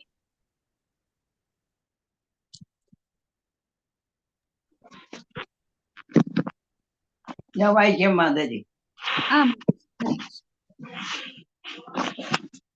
ഓം നമോ ഭഗവതേ വാസുദേവായ. സാത്വികം, രാജസികം, താമസികം എന്നീ ത്രിഗുണങ്ങളുടെ ആവിഷ്കരണങ്ങളാണ് ഈ ഭൗതികലോകം. ഈ ഭൗതികലോകത്തിന്റെ സൃഷ്ടിസ്ഥിതി സംഹരണാർത്ഥം ബ്രഹ്മ, വിഷ്ണു, ശങ്കരൻ എന്നീ 3 പ്രബല രൂപങ്ങൾ പരമപുരുഷൻ സ്വീകരിക്കുന്നു. ഭൗതികമായി സൃഷ്ടിക്കപ്പെട്ട ഏതിലും വിഷ്ണുവിനെ പോലെ അദ്ദേഹം പ്രവേശിക്കുന്നു. ഗർഭോദകശായ വിഷ്ണുവായി എല്ലാ പ്രപഞ്ചത്തിലും, ക്ഷീരോദകശായ വിഷ്ണുവായി എല്ലാ ജീവാത്മാക്കളുടെ ശരീരത്തിലും പരമപുരുഷൻ പ്രവേശിക്കുന്നു. എല്ലാ വിഷ്ണു തത്വങ്ങളുടെയും ഉറവിടമാകയാൽ ശ്രീകൃഷ്ണ ഭഗവാൻ ഇവിടെ ഭഗവത്ഗീത 15:18 വർണ്ണിച്ചിരിക്കുന്ന പോലെ പരംപുമാൻ അഥവാ പുരുഷോത്തമൻ എന്ന് അഭിസംബോധന ചെയ്തിരിക്കുന്നു. അദ്ദേഹം പരമപരിപൂർണൻ അഥവാ പൂർണ്ണ സമ്പൂർണനാകുന്നു. ആകയാൽ പുരുഷാവതാരങ്ങൾ അദ്ദേഹത്തിന്റെ പൂർണ്ണമായ വിസ്തരണങ്ങളാണ്. അദ്ദേഹത്തെ അറിയുന്നതിന് യോഗ്യമായി തീരുന്നതിനുള്ള ഏക പ്രക്രിയ ഭക്തിയോഗമാണ്. അതിലൂടെ മാത്രമേ ഭഗവാനെ അറിയുന്നതിൽ ഒരുവൻ സർവദാ യോഗ്യനായി തീരുന്നുള്ളൂ. സിദ്ധ ദാർശനികർക്കും ദുർജ്ഞേയരായ യോഗികൾക്കും പരമദിവ്യത്വ പുരുഷനെ മരണം ചെയ്യാൻ സാധ്യമല്ലാകിയാൽ അദ്ദേഹത്തെ അനുപലക്ഷ്യ വർമ്മേന അചിന്യമായ പദ്ധതികളുടെ അഥവാ ഭക്തിയോഗത്തിന്റെ അധിപൻ എന്ന് വിശേഷിപ്പിക്കുന്നു. ഹരേ കൃഷ്ണ മാതാജി. ഹരേ കൃഷ്ണ. Thank you Mataji. അപ്പൊ ഇവിടെ എങ്ങനെ ഈ പരമ സത്യമായിട്ടുള്ള ഭഗവാനെ മനസ്സിലാക്കാൻ സാധിക്കൂ? ഭക്തി കൊണ്ട് മാത്രമേ നമുക്ക് സാധിക്കുകയുള്ളൂ. ഇതേ ഭഗവാൻ തന്നെ നമ്മള് ഗോലോക ചാട്ടൊക്കെ കണ്ടു. അദ്ദേഹം ഗർഭോദകശായി വിഷ്ണുവായിട്ട് ഓരോ ബ്രഹ്മാണ്ടത്തിൽ കയറുന്നതും ക്ഷീരോദകശായി വിഷ്ണുവായിട്ട് എല്ലാ ജീവജാലങ്ങളുടെ ഉള്ളിൽ പരമാത്മാവായിട്ട് കയറുന്നതും ഇതെല്ലാം നമ്മൾ കണ്ടു. കൂടാതെ സത്വ രജസ് തമോ ഗുണങ്ങൾ, ത്രിഗുണങ്ങൾ എന്ന് പറഞ്ഞാൽ 3 ഗുണങ്ങൾ, സത്വഗുണം, രജോ ഗുണം, തമോ ഗുണം. ഈ 3 ഗുണങ്ങൾക്കും ഓരോ ദേവന്മാരുണ്ട്. അതാണ് ബ്രഹ്മൻ, വിഷ്ണു, മഹേശ്വരൻ. ഈ 3 പേരെയാണ് ഈ ഓരോ ഗുണങ്ങളെ നിയന്ത്രിക്കുന്ന ദേവന്മാർ. അങ്ങനെ ഇതിന്റെ എല്ലാ ഉറവിടം, കാരണങ്ങൾക്കും കാരണഭൂതനായിട്ടുള്ള വ്യക്തി ആരാണ്? അത് പരമദിവ്യോത്തമ പുരുഷനായിട്ടുള്ള ഭഗവാനാണ്. ആ ഭഗവാന്റെ ഓരോ ലീലകൾ, പദ്ധതികൾ ഇതെല്ലാം നമ്മുടെ ചിന്തകൾക്ക് അപ്പുറമാണ്. ഒരു യോഗിക്കോ ഒരു തത്വചിന്തകനോ ഒന്നും ഭഗവാനെ മനസ്സിലാക്കാൻ സാധിക്കില്ല. ഭഗവാനെ മനസ്സിലാക്കാൻ ഒരേ ഒരു വഴിയേ ഉള്ളൂ. അതെന്താണ്? എങ്ങനെ ഭഗവാനെ മനസ്സിലാക്കാൻ സാധിക്കൂ? ഭക്തിയുടെ സേവനം. സേവനം, ഭക്തിയോഗ, ഭക്ത്യാ മാം അഭിജാനാതി. എന്നെ ഭക്തി കൊണ്ട് മാത്രമേ എന്നെ മനസ്സിലാക്കാൻ സാധിക്കുകയുള്ളൂ. അല്ലാതെ നമ്മൾ എന്തൊക്കെ വഴി ചെയ്താലും, ഇപ്പൊ ശ്രീമദ് ഭഗവത്ഗീതയിൽ തന്നെ ഒരുപാട് യോഗകൾ പറയുന്നുണ്ട്. കർമ്മയോഗ, ജ്ഞാനയോഗ, അഷ്ടാംഗ യോഗ, ധ്യാനയോഗ, അല്ലെ? ജ്ഞാനയോഗം, ധ്യാനയോഗം ഇതെല്ലാം പറയുന്നുണ്ട്. ഭക്തിയോഗവും പറയുന്നുണ്ട്. അത് ഈ ഭക്തിയോഗ അല്ലാതെ മറ്റുള്ള കാര്യങ്ങൾ സ്വീകരിച്ചാൽ, അത് സ്വീകരിച്ചു പോകുന്നവർക്ക് ഭഗവാനെ മനസ്സിലാക്കാൻ വളരെ വളരെ പ്രയാസമാണ്. ഒരുപാട് ജന്മങ്ങൾ എടുക്കും. പ്രത്യേകിച്ച് കലിയുഗത്തില് പ്രാക്ടിക്കലായിട്ടുള്ള ഒരു യോഗയെ അല്ല മറ്റുള്ള യോഗകൾ. ആകെ ഭക്തി കൊണ്ട് മാത്രം, ഭക്തിയോഗയിൽ കൂടി മാത്രമേ നമുക്ക് അചിന്ത്യമായിട്ടുള്ള ഈ ഭഗവാനെ മനസ്സിലാക്കാൻ സാധിക്കുകയുള്ളൂ. ഭഗവാനോടുള്ള പ്രേമം വളർത്താൻ നമുക്ക് ഭക്തിയോഗയിൽ കൂടെ സാധിക്കുകയുള്ളൂ. ആ ഭക്തിയോഗ എന്ന് പറഞ്ഞാൽ എങ്ങനെയാ? നമ്മളൊരു 100 നിലയുള്ള ബിൽഡിങ്ങില് സ്റ്റെപ്പ് കയറി പോകുന്നതും ലിഫ്റ്റ് കയറി പോകുന്നതും വ്യത്യാസമല്ലേ? പെട്ടെന്ന് എത്തുന്നതും എളുപ്പവും സുഖകരവും സന്തോഷകരമായിട്ട് പോകുന്ന ഏത് യാത്രയാണ്? ലിഫ്റ്റ് കയറി പോകുന്നതാണ് ഏറ്റവും എളുപ്പം. സ്റ്റെപ്പ് കയറി പോവാന്ന് പറഞ്ഞാൽ ഭയങ്കര ദുർഘടമാണ്. കുറെ കഴിയുമ്പോൾ നമ്മൾ ക്ഷീണിക്കും, തിരിച്ചിറങ്ങാൻ തോന്നും. ഒന്നും കയറണ്ടായിരുന്നു, കയറി തുടങ്ങിയല്ലോ, പകുതി വഴിക്ക് നിന്നു പോവും. അതൊക്കെയാണ് മറ്റുള്ള യോഗകളിലുള്ള പ്രശ്നം. ഭഗവാനിലെത്താൻ സാധിക്കില്ല. അങ്ങനെ ഭക്തി കൊണ്ട് മാത്രമേ, അതാണ് ഇവിടെ പറഞ്ഞിരിക്കുന്നത്, അചിന്ത്യനായിട്ടുള്ള ആ വ്യക്തിയെ മനസ്സിലാക്കാൻ ഭക്തിയോഗ കൊണ്ട് മാത്രമേ സാധിക്കുകയുള്ളൂ. അപ്പൊ ഇത് നമ്മുടെ ആദ്യത്തെ പ്രാർത്ഥനയാണ് ശുകദേവ ഗോസ്വാമി. ഹരേ കൃഷ്ണ. അപ്പൊ നമുക്ക് അടുത്ത ശ്ലോകത്തിലേക്ക് കടക്കാം. ഓം നമോ ഭഗവതേ വാസുദേവായ. ഭൂയോ നമഃ സദ്വിജിന ചിത്തേയ സദാ മസംഭവായാഖില സത്വമൂർത്തയേ. പുംസാം പുനഃ പാരമഹംസ്യ ആശ്രയേ മേ വ്യവസ്ഥിതാനാമനുവൃഗ്യതാശുഷേ. ഭൂയോ നമഃ സദ്വിജിനച്ഛിതേ സദാ മസംഭവായാഖില സത്വമൂർത്തയേ. പുംസാം പുനഃ പാരമഹംസ്യ ആശ്രമേ വ്യവസ്ഥിതാനാമനുവൃഗ്യതാശുഷേ. വിവർത്തനം ശ്രീല പ്രഭുപാദിക്ക് ജയ്. ധർമാത്മാക്കളായ ഭക്തന്മാരുടെ സർവ ദുരിത നിവാരകനും അഭക്തരായ അസുരരുടെ നാസ്തിക ശീലങ്ങളുടെ അഥവാ നിരീശ്വര സ്വഭാവങ്ങളുടെ സംഹാരകനും സർവാതിശായനും അതീന്ദ്രിയനുമായ പൂർണ്ണ അസ്തിത്വ രൂപത്തെ ഞാൻ വീണ്ടും സാദരം പ്രണമിക്കുന്നു. ഉത്തുംഗ അതീന്ദ്രിയവാദികൾക്ക് അദ്ദേഹം അവരുടേതായ പ്രാപ്യസ്ഥാനങ്ങൾ പ്രദാനം ചെയ്യുന്നു. അപ്പോ ആർക്കാണ് ആരുടെ ദുരിതങ്ങളെയാണ് നശിപ്പിക്കുന്നത്? ഭഗവാൻ ഭക്തന്മാരുടെ ഭക്തന്മാർക്ക് അതാണ് പരിത്രാണായ സാധൂന വിനാശായത ദുഷ്കൃതാം. അതാണ് ധർമാത്മാക്കളായ ഭക്തന്മാരുടെ സർവ ദുരിത നിവാരകനായിട്ടുള്ളവനാണ് ഭഗവാൻ.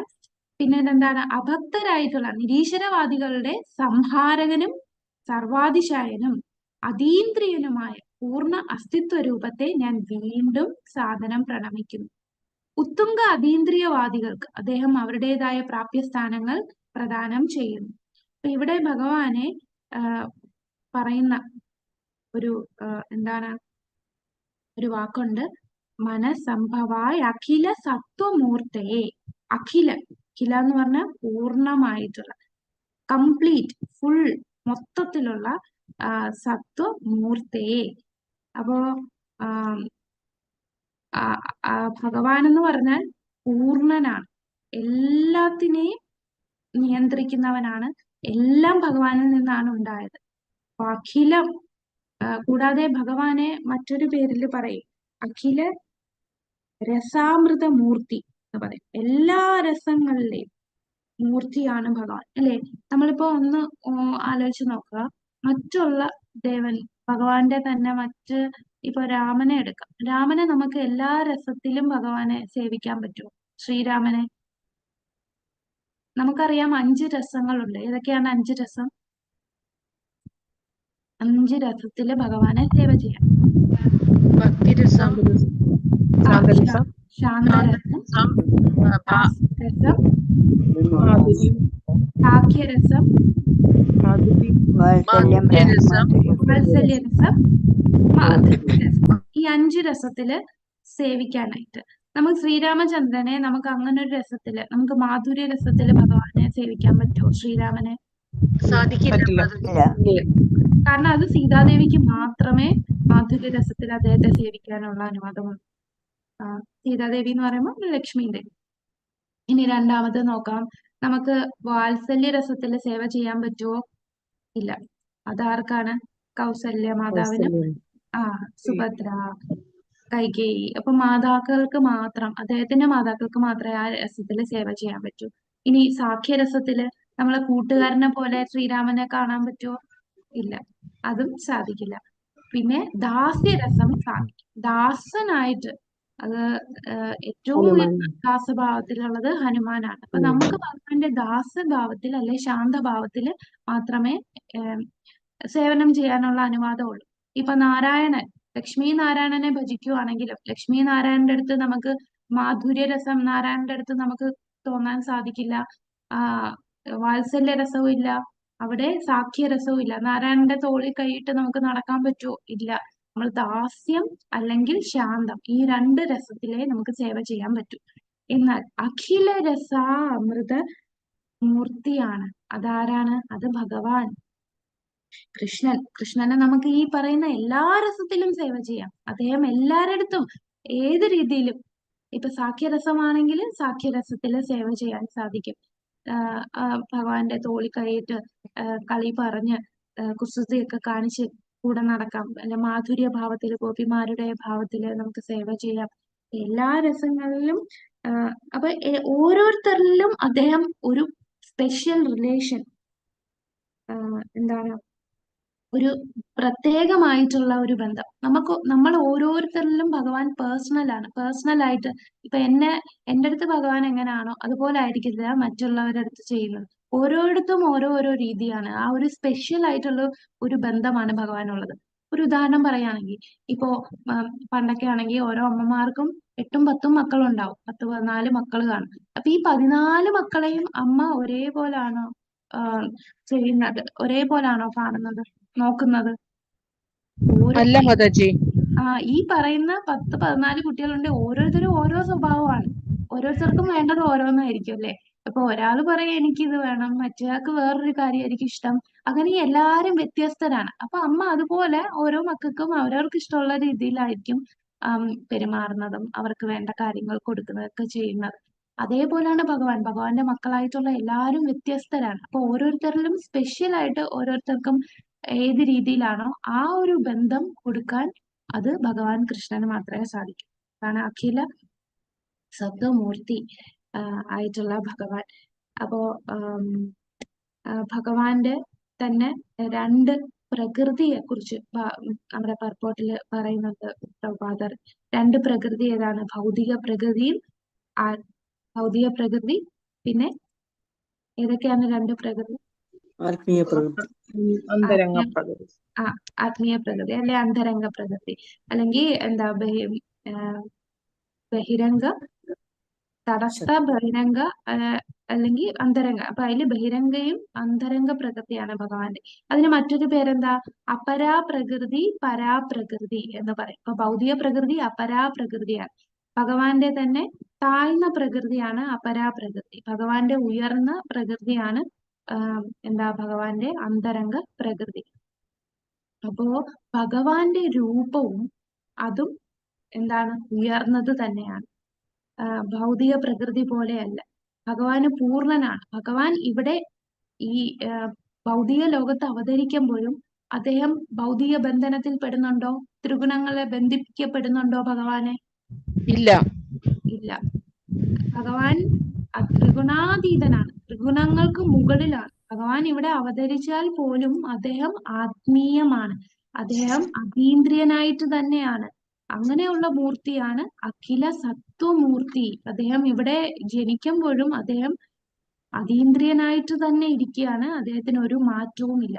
എന്നാൽ ബുദ്ധി കുറഞ്ഞവരെന്താണ് ചിന്തിക്കുന്നത്? ഭഗവാനെ ഒരു സാധാരണ വ്യക്തിയായിട്ട്, ഒരു സാധാ മനുഷ്യൻ, ഒരേ സിദ്ധികളൊക്കെ ഉള്ള ഒരു വ്യക്തിയായിട്ട് കാണും. അല്ലെങ്കിൽ ഭഗവാന് രൂപമില്ല. അവ്യക്തിഗതവാദികൾ എന്താ ചിന്തിക്കുന്ന? രൂപമില്ല, നമുക്ക് മനസ്സിലാവാൻ വേണ്ടി ഒരു രൂപമെടുത്ത് വരുന്നതാണ്. രൂപമെടുത്ത് വരുമ്പോ ആ രൂപത്തിനെ 3 ത്രിഗുണങ്ങൾ ബാധിക്കുന്നുണ്ട്. ഇങ്ങനെയൊക്കെയാണ് ബ്രഹ്മവാദികൾ ചിന്തിക്കുന്നത്. എന്നാൽ അവർ മനസ്സിലാക്കുന്നില്ല, ഈ ബ്രഹ്മം എന്ന് പറയുന്നത് എന്താണ്? ഭഗവാന്റെ തന്നെ ജ്യോതിയാണ്, അല്ലെ? ഭഗവാന്റെ ശരീരത്തിൽ നിന്ന് വരുന്ന ആ പ്രകാശമാണ് ബ്രഹ്മജ്യോതി എന്ന് പറയും. എന്നാൽ ആർക്കേ അറിയത്തുള്ളൂ ഭഗവാനെ കുറിച്ച്? ഭക്തന്മാർക്കറിയാം. എന്തറിയാം? ഈ ഭഗവാന്റെ രൂപം എങ്ങനെയാണ് എന്ന് മനസ്സിലാക്കി, ഭഗവാൻ ആരാണെന്ന് വ്യക്തമായിട്ട് മനസ്സിലാക്കി ഭക്തന്മാരെന്ത് ചെയ്യും? ഭഗവാന് വേണ്ടി സേവനം ചെയ്യും. അപ്പൊ ഭക്തന്മാരുടെ അടുത്ത് ഭഗവാൻ എങ്ങനെയാണ്? യഥാം മാം പ്രപദ്യന്തേ താം സദൈവ ഭജാമ്യഹം. എന്റെ അടുത്ത് എങ്ങനെയാണോ നിങ്ങൾ ശരണം പ്രാപിക്കുന്നത്, അതനുസരിച്ച് ഞാൻ നിങ്ങൾക്ക് പ്രതികരണം ചെയ്യും. അതുപോലെ ഭക്തന്മാരുടെ അടുത്ത് ഭഗവാൻ അഹേതുകമായ കാരുണ്യം കൊടുക്കുന്നുണ്ട്. കാരണം ഭക്തന്മാർ ഭഗവാനെ ഒന്നും പ്രതീക്ഷിച്ചുകൊണ്ടല്ല സേവനം ചെയ്യുന്നത്, ഭഗവാനെ സന്തോഷിപ്പിക്കുക എന്ന ചിന്ത മാത്രമേ അവർക്കുള്ളൂ. അങ്ങനെ അവരെ ദുരിതത്തിൽ നിന്നും രക്ഷിക്കുന്നു ഭഗവാൻ. അപ്പോ ഈ വേദങ്ങളെ അനുസരിച്ച് ജീവിക്കുന്ന വ്യക്തികളോട് ഭഗവാൻ എങ്ങനെയാണ്? ഭഗവാൻ കൂടുതൽ കാരുണ്യം. ഭഗവാന് ഇപ്പോ ഈ ഒരു സാഹചര്യത്തിൽ നമ്മൾ വീട്ടിൽ എതിർപ്പ്, നാട്ടിൽ എതിർപ്പ്, നമുക്ക് ഇപ്പൊ ഭക്തിയിലേക്ക് വരുമ്പോ പലരും നമ്മളെ പല കുത്തുവാക്കുകൾ പറയും, നമ്മളെ കളിയാക്കും, നമ്മൾ ഭയങ്കര ഒറ്റപ്പെടും. എന്നിട്ടും ഈ സാഹചര്യങ്ങളൊക്കെ ഉണ്ടായിട്ടും വേദശാസ്ത്രങ്ങളിൽ ഭഗവാൻ പറഞ്ഞ വാക്കുകൾ അനുസരിച്ച് അത് പാലിച്ചുകൊണ്ട് ജീവിക്കുന്നവരെ ഭഗവാൻ അത്രയും, ആരൊക്കെ നമ്മളെ വേണ്ടാന്ന് വെച്ചാലും ഭഗവാന് നമ്മളെ ചേർത്ത് നിർത്തുന്നുണ്ട്. അപ്പോ അവരെ നമുക്കിപ്പോ മനസ്സിനൊക്കെ ശക്തി കിട്ടിയില്ലേ? അങ്ങനെ തോന്നുന്നുണ്ടോ? ആരെന്ത് പറഞ്ഞാലും നമ്മളിപ്പോ ഒന്നും കൂസാക്കൂല്ല, അല്ലെ? അതിലൊന്നും ഒരു കൂസലില്ലാതെ നമ്മൾ ഭക്തിയുത സേവനം ചെയ്തുകൊണ്ടേയിരിക്കുകയാണ്.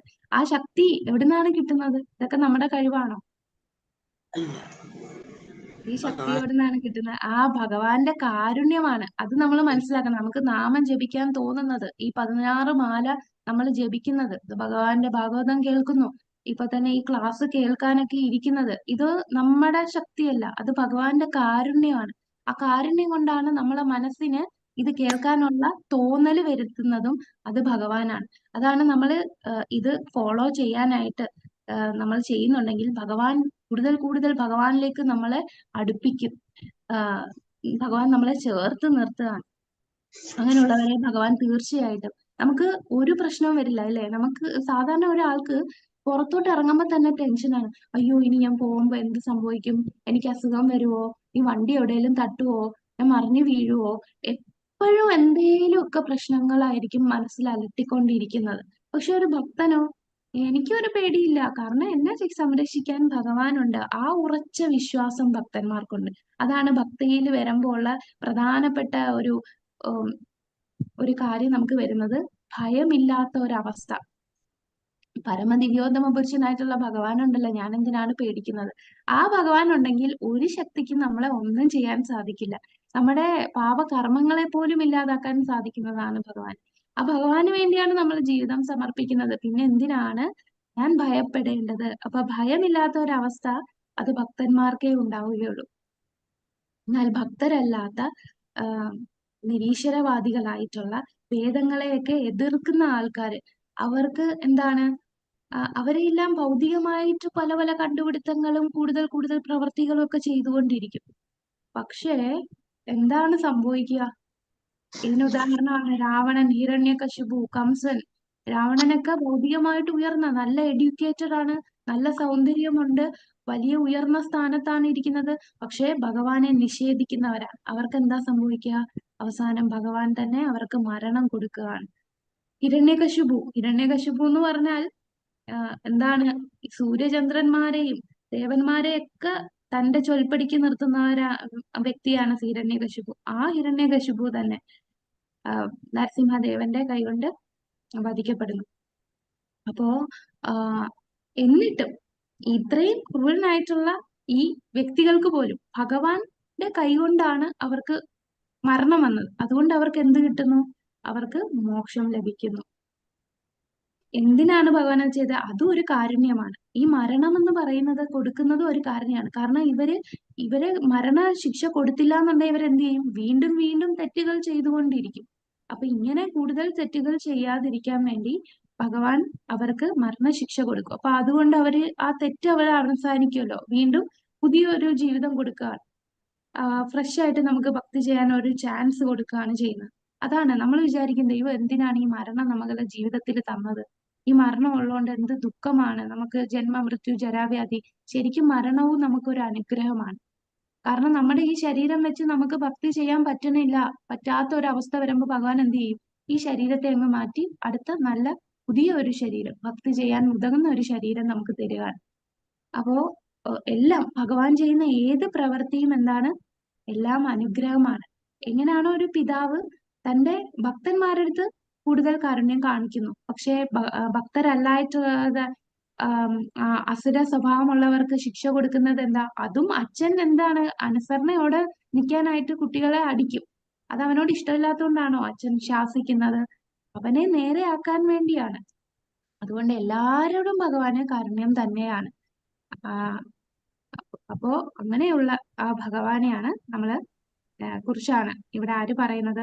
നമ്മുടെ ശുകദേവ ഗോസ്വാമി പറയുന്നത്.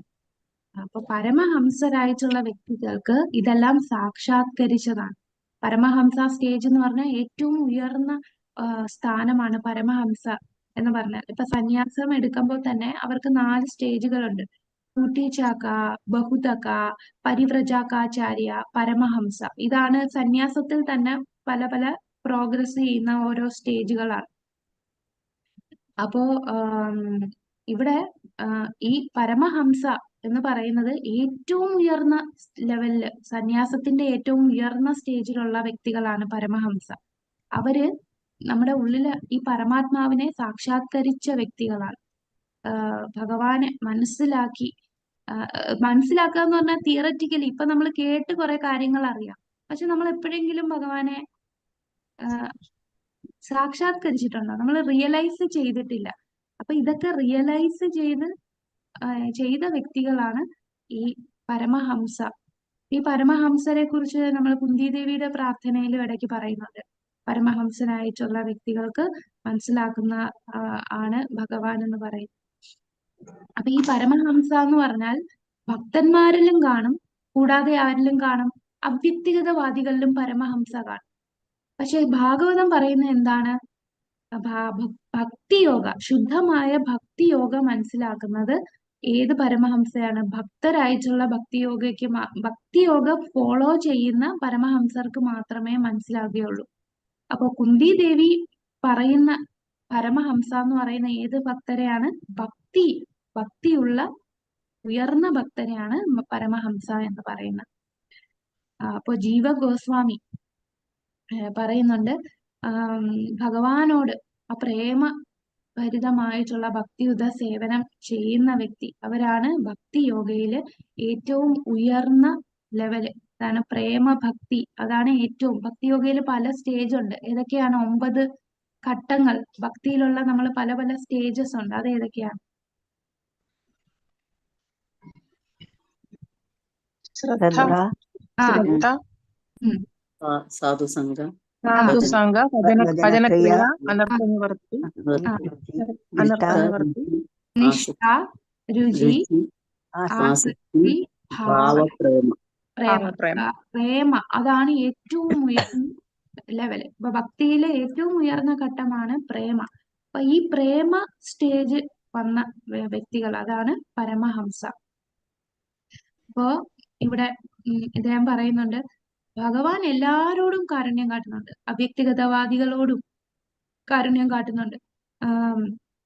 അപ്പൊ അവ്യക്തിഗതവാദികൾക്ക് ഭക്തിയിലേക്ക് വരാനായിട്ട് വീണ്ടും വീണ്ടും ചാൻസ് കൊടുക്കുന്നുണ്ട്. പക്ഷെ അവരെന്താണ്, അവരുടെ ആഗ്രഹം എനിക്കും ദൈവമാകണം, ഞാനും. ഇപ്പൊ മായാവാദികളെ സംബന്ധിച്ച് എനിക്ക് ദൈവമാകണം. ശരി, നിങ്ങൾ ആയിക്കോ. അങ്ങനെ അവരെവിടെ പോവും? അവരെവിടാ പോവാ മായാവാദികള്? എവിടേക്കാണ് ലയിക്കുന്നത്? ബ്രഹ്മജ്യോതി. ശരി, അവരുടെ ആഗ്രഹം അതായതുകൊണ്ട് ബ്രഹ്മജ്യോതിയിൽ അവർക്ക് ലയിക്കാനായിട്ടുള്ള അനുഗ്രഹം കൊടുക്കുകയാണ്. അതാണ് ഭഗവത്ഗീതയിലെ 4-ാമത്തെ അധ്യായത്തില് 11-ാമത്തെ ശ്ലോകത്തിൽ എന്താ പറയുന്നത്? യേ യഥാം മാം പ്രപദ്യന്തേ.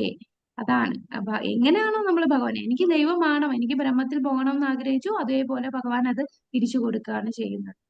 അപ്പോ ഈ ബ്രഹ്മവാദികളെയും അല്ലാതെ പ്രേമാനന്ദി എന്ന് പറയുന്ന ആരെയാണ്? ഭക്തന്മാർ. കാരണം അവര് പ്രേമമാണ് ഭഗവാന്. പ്രേമഭക്തിയിലുള്ളവർക്ക് അവര് സ്വന്തം ശരീരത്തിനെയോ സ്വന്തം ആഗ്രഹങ്ങളോ ഒന്നുമില്ല. അവർക്ക് ഒരേ ഒരു ആഗ്രഹമേ ഉള്ളൂ, അത് ഭഗവാനെ എങ്ങനെ സന്തോഷിപ്പിക്കാം, ഞാൻ എങ്ങനെയാണ് ഭഗവാനെ ആനന്ദിപ്പിക്കുന്നത്, ആ ചിന്ത മാത്രമേ ഉള്ളൂ. തനിക്ക് എന്ത് സംഭവിച്ചാലും കുഴപ്പമില്ല എന്നുള്ള ചിന്ത. അപ്പൊ അങ്ങനെയുള്ള ആ പ്രേമാനന്ദി ഭക്തന്മാർ, അവർക്ക് ആഗ്രഹം എന്താണ്? അവർക്ക് അതിന് ഉതകുന്നതായിട്ടുള്ള അനുഗ്രഹം കൊടുക്കും. അപ്പൊ പ്രേമഭക്തി ഉള്ളവർ എവിടെ പോകും? എവിടാ പോവുക? പ്രേമഭക്തി ഭഗവാന്റെ ധാമത്തിൽ അല്ലേ? ഭഗവാന്റെ ധാമത്തിൽ പോയി ഭഗവാനെ നേരിട്ട് സേവനം ചെയ്യാനുള്ള അനുഗ്രഹമാണ് അവർക്ക് കിട്ടുന്നത്. ഇനി മറ്റവർക്കോ, ബ്രഹ്മവാദികൾക്കോ, അവർക്ക് ബ്രഹ്മത്തിൽ ലയിച്ച് ഭഗവാന്റെ രൂപം ഒന്നും കാണുന്നില്ല, സേവനം ഒന്നുമില്ല, ബ്രഹ്മത്തിൽ ലയിക്കുക എന്നുള്ളത്. അപ്പൊ രണ്ടുപേർക്കും അവർക്ക് ആഗ്രഹിക്കുന്ന ഫലം ഭഗവാൻ കൊടുക്കുന്നുണ്ട്. അപ്പൊ ഈ രണ്ടുപേരും ഉയർന്ന ബ്രഹ്മാനന്ദീസും പ്രേമാനന്ദീസും, ഈ രണ്ടുപേരും അതീന്ദ്രിയരാണ്. അവർക്ക് ഈ ഭൗതിക ലോകത്തുള്ള ഒരു കാര്യത്തിലും താല്പര്യമില്ല. അവർ ഈ ഭൗതിക ലോകത്തിലുള്ള ദുഃഖങ്ങളൊന്നും അവരെ അലട്ടുന്നില്ല. അവർക്ക് രണ്ടുപേരും ഭഗവാന്റെ അടുത്ത് ഉള്ള ഒരു ഒരാൾക്ക് എന്താ ബ്രഹ്മജ്യോതിയിൽ ലയിക്കാനും മറ്റേയാൾക്ക് സേവനം, നേരിട്ട് ഭഗവാനെ പേഴ്സണലായിട്ട് ആ രൂപത്തില് ഭഗവാനെ കണ്ട് ഭഗവാനെ സേവനം ചെയ്യാനാണ് ആഗ്രഹം. അപ്പൊ രണ്ടുപേർക്കും ഭഗവാൻ അനുഗ്രഹം കൊടുക്കുന്നുണ്ട്. ഇതാണ് പർപ്പോട്ടില് പ്രഭുപാദൻ നമുക്ക് പറഞ്ഞു തന്നത്. ഹരേ കൃഷ്ണ. അപ്പൊ നമ്മൾ ഇന്ന് 2 ശ്ലോകങ്ങളെ ആയിട്ടുള്ളൂ. സാരമില്ല, നമ്മൾ കുറെ കാര്യങ്ങൾ ശുകദേവ ഗോസ്വാമി ആരാന്നും ഇതിന്റെ ബാക്ക്ഗ്രൗണ്ടിൽ എന്താണ് സംഭവിച്ചത്, പശ്യത്ത് രാജാവിന്റെ കാര്യങ്ങളും ഇതെല്ലാം പറഞ്ഞതുകൊണ്ട് കുറച്ച് സമയം പോയി. അപ്പൊ ബാക്കി ഭാഗങ്ങൾ നമുക്കൊരു അടുത്ത ക്ലാസ്സിൽ അടുത്ത ശ്ലോകങ്ങൾ വ്യക്തമായിട്ട് പഠിക്കും. ഹരേ കൃഷ്ണ ഹരേ കൃഷ്ണ കൃഷ്ണ കൃഷ്ണ ഹരേ ഹരേ, ഹരേ രാമ രാമ രാമ. മാതാജി, ഒരു സംശയം. 4 സ്റ്റേജസ് പറഞ്ഞില്ല സന്യാസത്തിന്റെ, ഒന്നുകൂടെ പറയാമോ?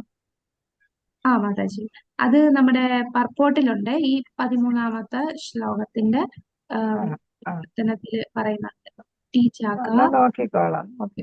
ബഹുതക പരിവ്രജകാചാര്യ പരമഹംസ. ഹരേ കൃഷ്ണ. വേറൊരു ഡൗട്ട് ചോദിക്കട്ടെ മാതാജി?